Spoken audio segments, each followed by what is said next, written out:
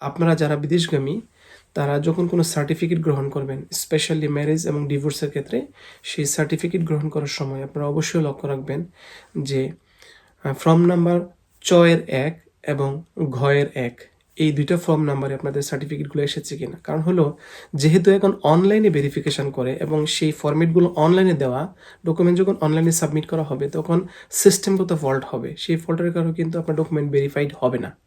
সেক্ষেত্রে আপনাদের কিন্তু অ্যাপ্লিকেশন বাতিল হয়ে যাওয়ার সম্ভাবনা আছে। আপনারা যারা আমার চ্যানেলটিতে নতুন এসেছেন তারা অবশ্যই আমার চ্যানেলটিকে সাবস্ক্রাইব করে পাশে থাকা বেল আইকনটি প্রেস করে রাখবেন এবং নিয়মিত আপডেট পেতে আপনারা অবশ্যই আমার চ্যানেলটির সাথে থাকবেন।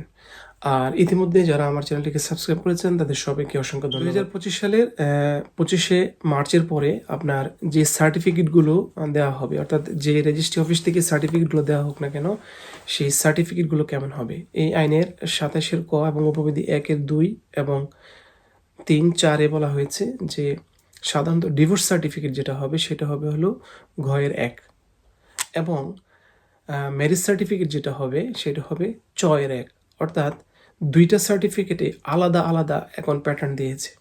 আপনারা স্ক্রিনে দেখতে পাচ্ছেন যে আমি একটা প্যাটার্ন দিয়েছি, পূর্বের যে প্যাটার্নটা রয়েছে সেটা এবং বর্তমান যে প্যাটার্নটা রয়েছে সেটা। এই দুইটা প্যাটার্নের মধ্যে কিন্তু পরিবর্তন এসেছে এবং তত্ত্বগত বেশ কিছু পরিবর্তন এসেছে। এজন্য আপনারা যারা বিদেশগামী তারা যখন কোনো সার্টিফিকেট গ্রহণ করবেন, স্পেশালি ম্যারেজ এবং ডিভোর্সের ক্ষেত্রে, সেই সার্টিফিকেট গ্রহণ করার সময় আপনারা অবশ্যই লক্ষ্য রাখবেন যে ফর্ম নাম্বার 1 এবং ঘ 1 এই দুইটা ফর্ম নাম্বারে আপনাদের সার্টিফিকেটগুলো এসেছে কিনা। কারণ হলো, যেহেতু এখন অনলাইনে ভেরিফিকেশন করে এবং সেই ফর্মেটগুলো অনলাইনে দেওয়া, ডকুমেন্ট যখন অনলাইনে সাবমিট করা হবে তখন সিস্টেমগত ফল্ট হবে, সেই ফল্টের কারণে কিন্তু আপনার ডকুমেন্ট ভেরিফাইড হবে না। সেক্ষেত্রে আপনাদের কিন্তু অ্যাপ্লিকেশান বাতিল হয়ে যাওয়ার সম্ভাবনা আছে। একই সাথে আপনার ডকুমেন্ট যখন অ্যাপোস্টেলের জন্য সাবমিট করবেন, অ্যাপোস্টেলের যখন কিন্তু মাইগভের মাধ্যমে অনলাইন ভেরিফিকেশন শুরু হয়েছে, যেহেতু অনলাইন ভেরিফিকেশন হবে তখন ডকুমেন্টের কন্ট্রাডিক্টরি হবে, অর্থাৎ ডকুমেন্ট যখন তথ্যগত বিষয়গুলো মিলবে না তখন কিন্তু মাইগভ থেকে সেটা রিজেক্ট হয়ে যাবে। তখন অজানা কারণে এই ডকুমেন্টটা ভেরিফিকেশনের জন্য পেন্ডিং হয়ে থাকবে, আপনারা বুঝতে পারবেন না, দীর্ঘদিন চলে যাবে, অর্থাৎ যেখানে 3 দিনে হয়ে যাওয়ার কথা সেখানে 25 দিন পর্যন্ত পেন্ডিংয়ে থাকবে। পরবর্তী সময় এই ফাইল ভেরিফিকেশন করলে বের হয়ে আসবে যেটাতে এই প্রবলেম রয়েছে।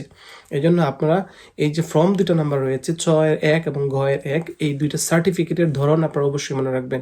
আপনারা যখন আপডেট কপি গ্রহণ করবেন, আজকের পর থেকে আমার ভিডিওটা যখন দেখবেন, আজকের পর থেকে যখন কোনো ডকুমেন্ট গ্রহণ করবেন তখন আপনারা আপডেট ভার্সনের কপিগুলো আপনারা অবশ্যই নেবেন। যেহেতু বাংলাদেশে ম্যানুয়াল সিস্টেম চালু রয়েছে, অর্থাৎ ম্যারেজ এবং ডিভোর্স রেজিস্ট্রেশনের ক্ষেত্রে ম্যানুয়াল সিস্টেম চালু আছে, তাহলে অনলাইন রেজিস্ট্রেশন যে পদ্ধতিটা সেটা কীভাবে অনলাইন রেজিস্ট্রেশন হবে।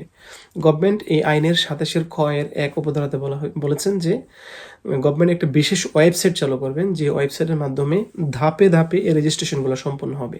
অর্থাৎ 1 থেকে 25টা যে কলাম রয়েছে সেই কলামগুলো একটার পর একটা ধাপে ধাপে সম্পন্ন হবে।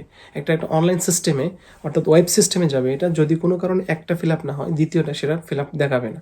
যার কারণে গভর্নমেন্ট যে ওয়েবসাইটটা চালু করবে সেই ওয়েবসাইটে ধাপে ধাপে এই রেজিস্ট্রেশনে সম্পন্ন হবে। এবং এই আইনে আরেকটা কথা বলা আছে যে আপনারা যদি অনলাইনে রেজিস্ট্রেশন করেন তখন কিন্তু আর অফলাইনে ম্যানুয়াল যে রেজিস্ট্রেশনটা আছে সেটা করা লাগবে না। অর্থাৎ যে ভলিউমগুলো হবে, যে ভলিউম নাম্বারগুলো হবে, সেই ভলিউম নাম্বারগুলো এবং বালামগুলো গভর্নমেন্টের ওয়েবসাইটের মাধ্যমে সংরক্ষণ করা হবে।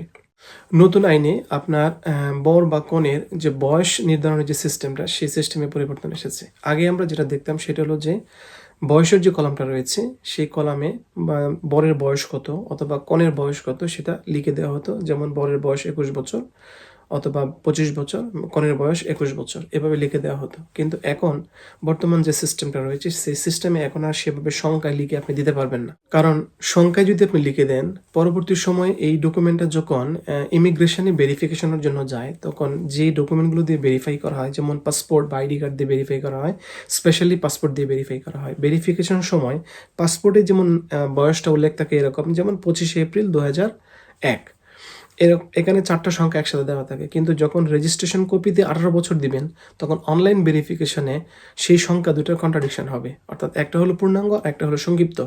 যার কারণে এখন থেকে আপনারা এই সংখ্যায় শুধুমাত্র বয়স 25 বছর 30 বছর এটা লিখে দিতে পারবেন না।